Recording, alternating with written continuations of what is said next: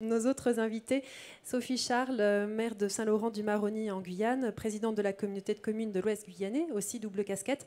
Vous avez fini l'installation d'une microfolie, voilà, c'est bien, ça va nous plonger dans un autre univers, les œuvres d'art et l'informatique.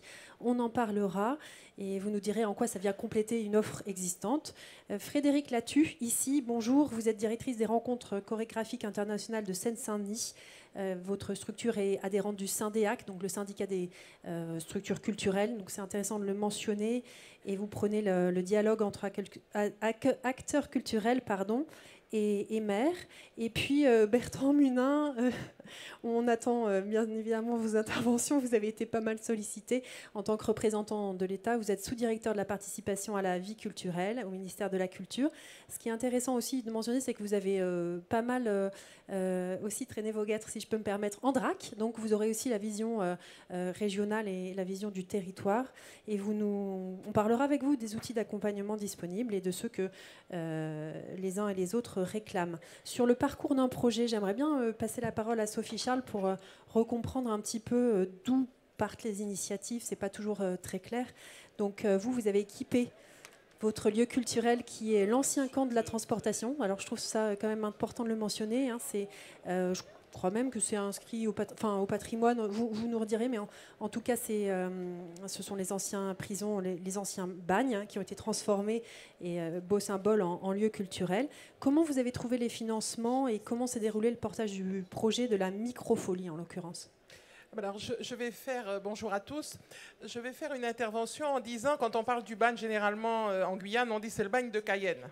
Je rappellerai en fait que tous les bagnards arrivaient à Saint-Laurent-du-Maroni au camp de la transportation et ils étaient répartis ensuite dans les différents camps, donc l'île du Salut. Ça, c'est une histoire aussi qu'il faut savoir. Et donc, le camp de la transportation est bien un bâtiment qui existe à Saint-Laurent-du-Maroni.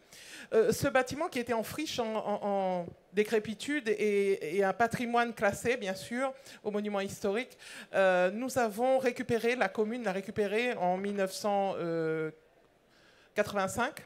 Et à partir de ce moment-là, nous avons décidé de se faire de ce lieu de prison, d'enfermement, un lieu de rencontre, de parole, de liberté, d'ouverture vers le monde. De prendre le contre-pied. De prendre le contre-pied. Et c'est une histoire qui fait qu'on a réhabilité l'ensemble des bâtiments, donc avec l'aide, bien sûr, de la DRAC. Hein. Je rappelle que sur les monuments, on a une aide de 50 à 70%, ça dépend. Du montant des travaux ? Du montant des travaux. Sur l'investissement. Ce qui nous a permis d'installer après dans ces bâtiments. Alors nous avons installé différents types d'activités culturelles. Nous avons un théâtre, une scène conventionnée avec une association qui le porte, c'est l'association KSNCO et le théâtre Coco-Lampou. Nous avons aussi un Polymage. Un Polymage, un festival international de documentaires. Exactement, le FIFAC, qui a lieu à la fois, c'est le Festival international du film documentaire Amazonie-Caraïbes, qui existe dans le Pacifique comme le FIFO et dans l'océan Indien aujourd'hui. Et ensuite, nous avons aussi un festival des arts de la Seine, que sont les tréteaux du Maroni. Et nous avons un centre d'interprétation d'architecture du patrimoine. Et le dernier né, il restait une case vide. Et nous avons décidé à ce moment-là d'y mettre ce que nous n'avons pas, parce que nous n'avons pas de musée, mais qu'un musée numérique, c'était quelque chose d'intéressant et qui aurait pu permettre l'accès à tous les jeunes et à tout le monde de ces 100 partenariats avec les musées, parce que c'est ça. On a un certain nombre d'œuvres qui sont disponibles. C'est vous qui les choisissez ? Alors, pas forcément. On a une partie que nous choisissons et une partie que nous demandons. Et en fait, qu'on nous impose. Et c'est vraiment intéressant parce que ça nous permet d'avoir un panel extrêmement intéressant, y compris des œuvres de l'Amazonie, de la Caraïbe aussi. Mais on a des œuvres du Louvre, on a le musée Guggenheim, on a un peu tout.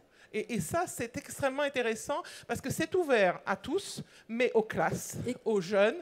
Et en fait, quand on a mis en place ces dispositifs, on a aussi des ateliers. Et comment ça se finance, une microfolie ? Alors, une microfolie, ça nous a coûté en investissement 200 000 € avec tout. Enfin, le bâtiment était rénové. Donc, c'est la partie intérieure hors bâtiment. Hors bâtiment, donc c'est-à-dire vraiment la sonorisation, les écrans, les fauteuils, les tablettes, etc.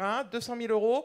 Nous avons eu l'aide de l'ANCT sur ce dispositif, du ministère de la Culture et du CNES, parce qu'en Guyane, il y a un dispositif qui s'appelle la mission CNES, qui aide sur tout ce qui est du numérique. Et donc, nous avons eu un financement aussi là-dessus. Mais il faut savoir que ce qui est important surtout, c'est que nous sommes, nous, en politique de la ville, comme beaucoup d'ailleurs, et 88% de la ville est en politique de la ville. Ce qui veut dire que nous bénéficions aussi des fonds politiques de la ville pour permettre aux jeunes qui sont dans les quartiers pendant les vacances sur les activités périscolaires de faire un certain nombre d'activités qui se retrouvent dans ces activités. Et puis nous avons voulu, en plus de la microfolie, nous avions une école de musique, parce qu'on n'a pas beaucoup parlé de musique, qui était dans le centre-ville. Eh bien, nous l'avons mis dans un quartier politique de la ville avec des interventions dans les quartiers. Ce que je voudrais juste rajouter, on parle beaucoup de musique, etc. On oublie le patrimoine culturel local. Et ce sont les associations locales qui font vivre ce patrimoine culturel. Fait partie, et la connaissance de ce patrimoine fait partie d'une politique d'éducation artistique et culturelle et se finance aussi sur d'autres dispositifs. Vous m'avez dit, nous, on a utilisé le cœur de ville pour financer notre rénovation de patrimoine. Donc c'est intéressant. Voilà, par exemple, le cœur de ville, c'est pour la médiathèque. Sur la médiathèque, on a un financement Action Cœur de Ville, puisqu'on est dans le dispositif Action Cœur de Ville. La grande difficulté pour les maires, et je pense que je ne suis pas la seule, c'est de pouvoir identifier dans tous les dispositifs ce qu'on arrive à prendre pour chaque projet. Ça, c'est compliqué. Alors, merci de le dire aussi clairement, parce qu'en fait, c'est ça. C'est comment, pour chaque projet, je bâtis mon modèle d'investissement mixte et multiple. Je me tourne, merci. Vous avez parlé pour les maires. Je vais donner la parole aux structures culturelles maintenant. Frédéric, là-dessus, comment vous, finalement, vous êtes en lien avec l'EAC, comment vous vous financez, puisque, en fait, vous êtes j'allais dire une structure qui est quand même assez grande, parce que cette ETP, c'est pas rien. Vous avez énormément d'activités, des festivals, un festival international de création contemporaine qui est reconnu dans le monde entier, des actions plus locales, ça c'est vos actions événementielles, pérennes, mais vous avez aussi 25 à peu près actions d'EAC sur la danse, le geste, le mouvement. Et ce que je voudrais savoir, c'est comment vous financez en fait vos structures, vos actions, quand vous repérez une envie de faire de l'EAC quelque part, comment ça fonctionne ? Vaste sujet. Alors, par rapport aux rencontres chorégraphiques, effectivement, notre ambition, c'est de partager la danse le plus largement possible, principalement en Seine-Saint-Denis, mais aussi en Île-de-France, au niveau national et international. Notre point d'entrée est la diffusion de spectacles à travers 3 festivals chaque année, donc qui est plutôt montrer des spectacles, partager avec le public. Mais c'est un peu la face immergée de l'iceberg, parce que toute l'action qu'on mène pendant l'année, elle est en lien avec l'éducation artistique et culturelle. Pour nous, on articule vraiment la programmation avec ces projets de territoire qui peuvent être ponctuels ou au long cours sur 1 ou 2 ou 3 années. On est en lien avec le champ scolaire, sanitaire, social. Et notre rôle, c'est vraiment d'être facilitateur. On a parlé d'aller vers, on a parlé d'être en lien avec les équipements de proximité. Nous, on fait vraiment ce travail-là pour permettre à chacun et chacune qui ont envie de porter ces projets de trouver un interlocuteur pour faire ressources et faire le lien entre les artistes, les structures, on va dire, établissements scolaires, les centres sociaux, les maisons de quartier, et puis les financements possibles. Donc voilà, on essaie de co-construire, on fait un peu du sur-mesure à chaque fois. Ce que vous m'avez dit, ce qui est compliqué, c'est que vous êtes obligé d'inventer constamment. C'est un petit peu ce que disait finalement Madame le maire. Vous êtes obligé d'inventer quasiment constamment, au projet près, une nouvelle façon de faire des financements, sans savoir s'il va être pérenne d'un projet à l'autre. Tout à fait. Par exemple, sur un des derniers projets qu'on a monté, c'est un festival pour l'enfance et la jeunesse. Parce que, comme on l'a dit précédemment, effectivement, il y a un enjeu fort à la fois pour permettre aux jeunes d'avoir des espaces de visibilité, d'expression, de prendre confiance, de vivre des expériences individuelles et collectives. Mais c'est aussi des enjeux forts par rapport à la parentalité et qu'est-ce qu'on peut vivre en famille, surtout sur nos territoires. Voilà. Donc on travaille en proximité. Et ce festival, il est à la fois évidemment des spectacles au sein des écoles, au sein des théâtres et dans plein de lieux différents. Et il est conçu grâce à différents types de dispositifs. C'est-à-dire qu'on croise évidemment les enjeux artistiques, pédagogiques, territoriaux, culturels. On croise les expertises des différents acteurs autour de la table, mais on croise aussi les financements. Et par exemple, pour ce festival, on émarge à peu près à une dizaine d'appels à projets différents. Donc ça veut dire que c'est qui se retrouvent dans la programmation. Qui se retrouvent dans la programmation parce qu'on va faire des résidences dans les écoles, parce qu'on va faire des échanges interculturels avec les conservatoires, parce qu'on mène un projet en collège, au lycée. Et donc chaque action demande un appel à projet spécifique, ce qui demande effectivement une expertise et une connaissance fine des dispositifs. Ça permet de faire les choses, mais ça crée quand même, on va dire, un manque de visibilité, une précarité vis-à-vis de la pérennité de l'action. Donc c'est un petit peu Et de la motivation des uns et des autres. Hein. On disait, oui. c'est aussi facile de... si ça ne marche pas une année, si tout le monde a passé du temps à monter les dossiers, l'instit ou le centre social... on sait à quel point c'est difficile de monter les projets. Et effectivement, quand ça ne marche pas, ça crée de la déception qui parfois décourage pour d'autres actions à mener. Bon, Monsieur Munin, je vous passe la parole dans des circonstances qui vont, j'espère, pas vous mettre sur la défensive, mais justement, c'est intéressant de revoir tout ce que fait le ministère pour accompagner les collectivités dans le cadre de leur politique culturelle et tous les acteurs et dispositifs qui sont en lien, et avec votre œil DRAC aussi. Donc, ça va être... donc, qu'est-ce que vous avez envie de dire là sur tout ce que vous entendez depuis ce matin ? Mais j'ai bien fait de venir. J'ai bien fait de venir parce que déjà je suis rassuré sur le principe même de la rencontre. Hein. Dans l'attente d'un nouveau souffle, je crois que le souffle il est là. Il exprime plein de difficultés, plein de problèmes, mais cette volonté partagée, elle est là. Pour moi, c'est important. Ça fait partie de la charte d'éducation artistique et culturelle. C'est le 7e principe. Pour l'égal accès de tous, ça repose sur un engagement mutuel de plusieurs partenaires. Donc il y a plusieurs partenaires, et quand il y a plusieurs partenaires, la relation est compliquée, ça c'est sûr, en tout cas complexe. Ça c'est bien naturel. Je reviens juste sur peut-être 3 dispositifs qui ont été évoqués. Alors, les conservatoires, ça c'est un peu mon sparadrap du capitaine Haddock, parce que je le retrouve dans plusieurs fonctions depuis des années. Il y a eu une année où l'État s'est retiré, hein, en 2015. Il y est revenu en 2016. Aujourd'hui, c'est à peu près 20 millions d'euros hein, de la part de l'État sur les conservatoires. Même si, parfois, ces 20 millions d'euros, sur une collectivité, ça représente 1% du budget du conservatoire pour la collectivité. Donc, c'est très simple. Et tous les conservatoires ne sont pas aidés, ça c'est clair. Mais c'est quand même 20 millions d'euros, c'est-à-dire à peu près pareil que ce qu'il y avait avant, avec la possibilité d'aider maintenant des conservatoires à rayonnement communal, ce qui était pas après. Pour autant, je suis d'accord avec vous, il y a une remise à plat complète de la politique de l'État en faveur des conservatoires qui devrait être engagée avec vous, avec les collectivités, avec Conservateurs de France, parce que au-delà des enseignements académiques qui sont proposés, le rôle du conservatoire dans la vie culturelle de la commune, il est essentiel et il faut pouvoir le revoir. Madame Portelli réagit sur le conservatoire. Oui, en effet, les DRAC sont généreuses hein, quand il y a des beaux projets d'établissement. Quand il y a d'ailleurs la chance d'avoir des projets d'établissement, parce qu'on souffre aussi au niveau des recrutements des directeurs de conservatoires, ce qui est un vrai sujet, puisque ça fait partie des filières peu attractives et rendues peu attractives. Mais en revanche, quand on doit construire un conservatoire, et nous en manquons, si nous voulons aider les collègues, notamment dans des zones où il n'y a pas grand-chose, l'État ne finance plus les constructions. Non, tout à fait. D'ailleurs, ça fait des années qu'il ne finance plus. Il n'a jamais financé. C'est peut-être un sujet à mettre sur la table, parce que sur l'autre sujet qui était évoqué sur les médiathèques, la DGD, la dotation globale de décentralisation, qui sont des crédits du ministère de l'Intérieur que le ministère de la Culture répartit, hein, je crois que c'est de l'ordre pas loin de 80 millions par an. Ça, c'est une politique majeure de la France qui a permis vraiment des constructions partout, parce que c'est pour les médiathèques, l'équipement culturel de proximité le plus fréquenté. C'est des taux de participation qui en moyenne sont plutôt à 50. Hein, vous avez peut-être été mal servi, mais c'est plutôt autour de ça. Et ça peut, moi, j'ai vu jusqu'à 80% sur des choses. Et on est en train de l'adapter, par exemple, pour les territoires d'outre-mer cette année, grâce au SIOM.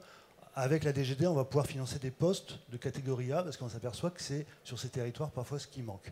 Donc voilà, c'est sûrement pas parfait, mais il y a des évolutions possibles, et sur les conservatoires, je pense qu'il y a des évolutions possibles. Et le troisième point ? Et le troisième point, c'était sur le pass culture qui a été évoqué. Alors, effectivement, on a la tutelle de la SAS. Je rappelle juste que le pass culture, c'est quelque chose de très jeune encore. Hein. La généralisation, c'est 2021 pour les plus de 18 ans. Donc ça fait 2 ans et demi. C'est 1 an et demi pour la part collective, et c'est depuis septembre à partir de la 6e. C'est aujourd'hui 260 millions d'euros supplémentaires pour l'État, éducation nationale et culture. qui ne sont pas substitués à des crédits EAC, hein, ça n'a pas été du redéploiement, c'est des crédits nouveaux. Mais pour autant, ça ne peut pas répondre à tout et la part collective ne finance une offre, mais ne crée pas l'offre. Donc sur des territoires où elle n'est pas présente ou trop loin, on retombe sur la question des transports, on ne pourra pas la trouver. Mais tout ça, juste pour terminer, tout ça, j'entends tous ces dispositifs et cette obligation de se transformer en chasseur de primes, finalement, pour rentrer dans la capacité de trouver des financements. Hein. Je voudrais juste qu'on se redise une chose, c'est qu'en France, il n'y a pas un ministère des dispositifs culturels. Il y a un ministère de la culture. Et alors, la différence? Et alors, la fonction crée l'organe, mais l'organe est au service de la fonction. Donc, c'est ni démarche simplifiée, ni mes démarches en ligne, ni tout ça qui va simplifier les choses.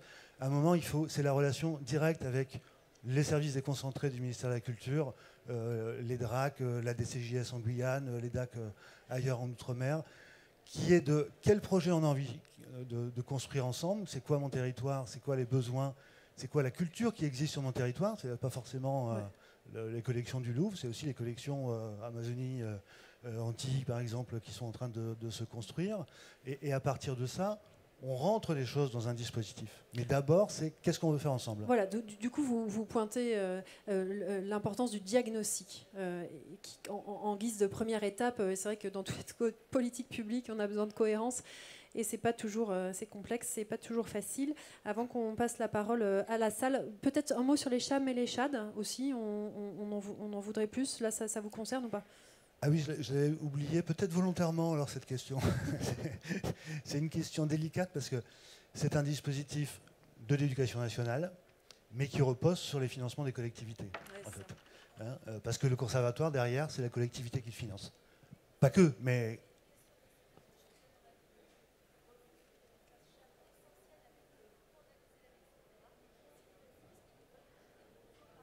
Si l'éducation nationale refuse...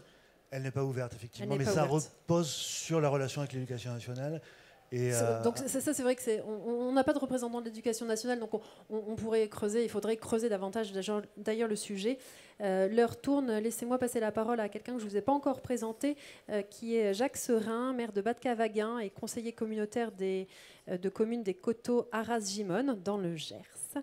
Et vous avez une commune de 90 habitants. Je trouve que c'est important que vous puissiez avoir la parole aujourd'hui parce que ça fait un peu la synthèse de tout ce qu'on a dit. Qu'est-ce que vous avez fait pour faire venir... donc, vous avez fait venir le théâtre du Capitole de Toulouse. Et qu'est-ce que ça a créé dans votre commune? Bonjour. Bon, moi, je suis maire de Bad-Cavaguin, 90 habitants, et puis conseiller communautaire, vous venez de le dire. Mais je suis aussi impliqué dans une association qui s'appelle les Musicales des Coteaux de Gimone, qui dépend un peu des communes voisines. À peu près, on est 10 communes associées qui sont intéressées. Alors, on a un festival au mois de juillet et on a aussi d'autres concerts pendant une saison qui va du mois de mai jusqu'au mois d'octobre. On avait parlé un tout petit peu tout à l'heure de gratuité, et voilà. En fait, vous avez fait un événement totalement gratuit. Cette année, on a présenté, c'est surtout de ça que je vais vous parler, on a présenté un spectacle très original. C'est l'opéra du Capitole de Toulouse qui est venu chez nous. Alors, ce concert, cet opéra, c'était un extrait du Barbier de Séville de Rossini qui a été présenté sur la place du village de Saramon. Alors, en amont, on a essayé d'intéresser les enfants. Et c'est pour ça qu'on en a parlé aux instituteurs qui ont formé un peu les enfants à cette représentation, qui les ont un petit peu briefés avant. Et puis on est intervenu aussi auprès des centres de loisirs, à travers la communauté, puisque c'est une compétence de la communauté de communes, à travers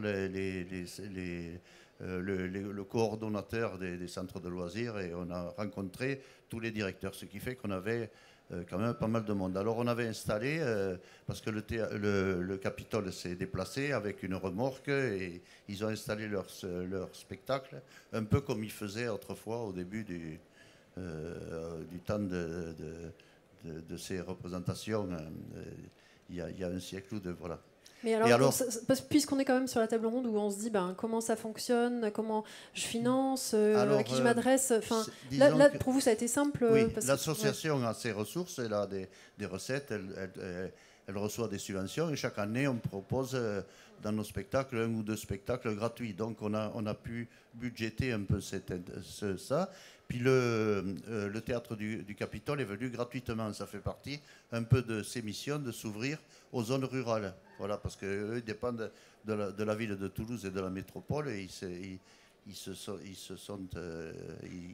viennent en zone rurale, ils font des représentations dans les écoles et des représentations tout public comme chez nous. Alors nous, on avait installé sur la place du village, on avait installé des tapis de judo pour les enfants, et puis derrière, il y avait le public.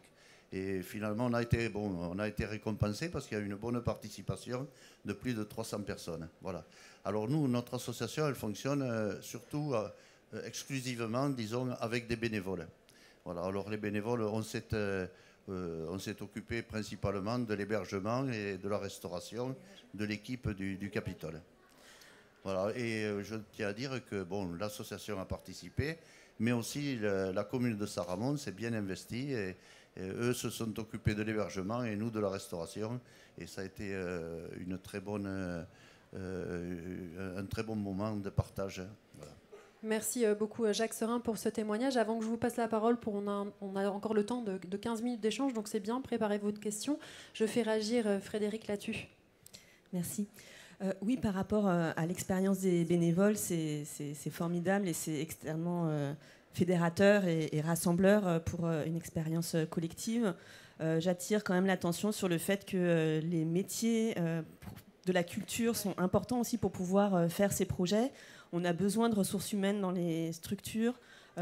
Financées, effectivement, pas par les appels à projets, mais par le fonctionnement. En fait, on a énormément de demandes. On pourrait faire 2 fois plus d'actions artistiques et culturelles sur les territoires en lien avec vous. Mais ce qui nous manque le plus, c'est les personnes qui s'en occupent. Parce que ces projets-là, ils sont... c'est du lien, c'est de la personne, c'est de l'interconnaissance. C'est hyper chronophage. C'est très chronophage, c'est passionnant, c'est beaucoup d'énergie. Et donc, il nous faut des postes. Et c'est vrai qu'avec le Syndeac, on milite beaucoup pour ça parce que, voilà, le bénévolat, les artistes, les habitants et des professionnels. Alors, je fais allez-y. Oui, rapidement. Moi, je pense aussi qu'il faut être très vigilant au fait que l'éducation artistique et culturelle ne doit pas prendre le pas justement sur ces conventions avec les structures. Parce que c'est pas il suffit pas juste de payer à l'appel à projet, quoi. Vous l'avez dit, il y a besoin de permanents, il y a besoin de création aussi, et tous ces aspects-là, il faut pouvoir les financer, et donc qu'on ne mette pas tout sous l'aune de l'éducation artistique culturelle, parce que je pense qu'on mettrait à mal toute la part de créativité, parce que la création, ce n'est pas uniquement, bien sûr, de travailler avec des enfants, avec des publics, c'est une partie indispensable. Mais voilà, il y a attention à ne pas appauvrir ce côté développement artistique ou faire une sorte intrinsèque. d'éducation artistique appliquée. Voilà. Alors qu'on aurait besoin de revenir aussi à vraiment bien sûr, la recherche. Cet équilibre est indispensable. Merci pour ce point de vigilance. Je passe la parole à Madame pour une question et je regarde s'il y en a une autre prochaine. Alors c'est surtout pour une intervention. Claire Rose-Rodemelin, je suis la présidente du syndicat Les Forces Musicales, qui est le syndicat qui réunit les opéras et les orchestres au niveau français. Je suis par ailleurs et principalement directrice générale de l'Opéra National et de l'Orchestre National du Capitole. Donc c'est avec nous qu'on a porté ce projet. Quel message je voudrais passer? On se réjouit d'entendre tous ces débats. Et effectivement, il y a, pour compléter votre intervention sur le territoire, tout un fourmillement de structures professionnelles structurées pour accompagner des projets d'éducation artistique et culturelle. Et quand on parle de pérennité de l'action, puisque ça a été soulevé, VS les dispositifs qui, il est vrai, sont à la fois chronophages, ne nous permettent pas de nous projeter dans la durée. La réponse qu'un réseau comme les opéras et les orchestres apportent avec la permanence de l'emploi artistique, c'est des artistes qui sont capables de déployer des projets, c'est des équipes qui sont capables d'aller sur les territoires. On peut avoir l'impression que ces institutions, elles sont cantonnées aux grandes villes, et en fait, effectivement, on est en général positionné dans des grandes villes, mais pas seulement. C'est-à-dire que notre mission, c'est aussi systématiquement, dans des conventionnements, d'aller sur les territoires et du coup de considérer que avoir un opéra et un orchestre sur un territoire, c'est pas un atout pour la grande ville, c'est un atout pour l'ensemble des communes qui se situent dans un périmètre géographique accessible. Donc voilà, c'est le message que je voudrais passer, de ne pas hésiter. Évidemment, nous ne sommes pas les seuls, mais je parle pour les opéras et les orchestres, mais c'est valable pour beaucoup de structures culturelles sur les territoires. Oui, mais il ne suffit pas de dire, derrière vous, il faut que vous déployiez une politique volontariste pour le faire. Absolument, mais aujourd'hui, il y a plus de structures volontaristes que de structures en attente, puisque nous sommes nous-mêmes les premiers convaincus de tout ce qui a été dit depuis ce matin sur la table ronde. Une réaction, Madame Portelli ? Oui, rapidement, je suis entièrement d'accord, mais c'est vrai que moi j'ai la chance de présider un joli orchestre qui est l'Orchestre national d'Île-de-France, qui a une grande vocation citoyenne de déambulation. Ce qui est compliqué pour les orchestres, c'est que régulièrement nous sommes interrogés sur l'économie des orchestres. Et l'économie des orchestres, à moins de tuer les musiciens ou de faire une fanfare, il faut des gens et ça coûte cher. Donc en France, on n'a pas vraiment pris le pas de dire on fait vraiment le choix d'avoir des orchestres en région, et que forcément, ça ne peut qu'avoir un coût. Et on ne peut pas avoir de discours économique sur un orchestre puisqu'il s'agit en fait d'êtres humains. Si vous n'avez pas ces êtres humains, vous ne pouvez pas vous ne pouvez pas faire une symphonie, vous ne pouvez pas faire un Shostakovich avec 30 musiciens. Enfin, c'est pas possible. Donc, je parle sous votre contrôle, mais c'est vrai que régulièrement cette question de comment on fait pour l'économie des orchestres est presque une antithèse. Et là-dessus, ça mériterait peut-être aussi d'assumer un vrai choix de politique culturelle. Merci de me tendre la perche. Effectivement, ça veut dire considérer les grandes institutions non pas comme des lignes dans des budgets, mais des acteurs d'une politique publique partagée. Bien souvent, l'ensemble des parties prenantes sont autour de la table dans les conseils d'administration. Et donc, effectivement, nous sommes des structures qui doivent être partenaires et volontaristes systématiquement dans la construction d'une politique publique. Plus largement, l'éducation artistique et culturelle étant une priorité absolue, comme vous l'avez dit dès le début de la table ronde. Merci. Oui, je trouve que c'est très intéressant ce que vous venez de dire, ce que vous avez aussi dit sur les difficultés de financement, parce qu'on est parti par vos propos du fait que c'était indispensable finalement cet accès à la culture, que ça crée de la cohésion sociale, c'est indispensable pour l'éducation des enfants. Je vous ai dit en plus que c'était un droit qui est reconnu dans notre Constitution, dans la Convention internationale des droits de l'enfant. Et qu'est-ce qu'on est en train de se dire? C'est que les problèmes de financement sont une variable d'ajustement du droit. Et moi, je dis que ce n'est pas possible. Il faut repartir du principe du droit, du quel est le droit et pourquoi il a été créé, ce droit, et là, du coup, de s'en donner les moyens. C'est souvent une variable d'ajustement de beaucoup de choses. Mais ça ne devrait pas sur le droit. Oui, monsieur. Est-ce qu'on a une dernière question ensuite? Il y a autre chose, ce que je voulais dire en plus, c'est que bon, nous, on essaie quand même de faire participer de plus en plus des enfants à nos concerts, et c'est pour ça qu'on propose maintenant la gratuité. Mais pour les concerts qui sont payants, on propose la gratuité jusqu'à l'âge de 18 ans, et ensuite on va essayer, quand on a des musiciens, par exemple, quand on a les quatuors qui viennent pendant l'été, on les fait participer dans les centres de loisirs. C'est un côté éducatif. Et la troisième chose, on va essayer d'attirer les enfants aussi pour les répétitions juste avant les concerts. Voilà. On est très, très attentif parce que souvent dans la musique classique, c'est plutôt des personnes âgées qui viennent, mais on va essayer d'intéresser les enfants à nos concerts. Voilà. Monsieur Pénaud, juste un mot de conclusion très court. Alors, c'est forcément très court parce que je vais le lire, c'est la seule chose que je vais lire. Et c'est un peu une réaction à votre question de tout à l'heure quand vous avez parlé d'évaluer un petit peu l'impact de tout ce qu'on discute depuis ce matin sur finalement l'avenir des enfants ou leur parcours. Et je vais vous lire un texto que j'ai écrit du coup pour ne pas avoir à ressortir mon téléphone, que j'ai reçu le lendemain d'un concert au mois d'avril dernier, concert d'Emos avec l'orchestre avancé, c'est-à-dire celui de la première cohorte, j'aime pas le mot, mais voilà, de très grande qualité, et un gamin avec des problèmes. Alors, ma collègue élue, qui est enseignante, m'écrit: un gamin avec des problèmes familiaux, un gosse pas simple, a fait un retour aux adultes après les concerts. Ouvrez les guillemets, c'est le gamin qui parle. Je suis trop fier de moi, ma vie a changé pour toujours. Je vous propose qu'on termine sur ces mots donnés à l'enfant. Merci à tous et bonne fin de congrès.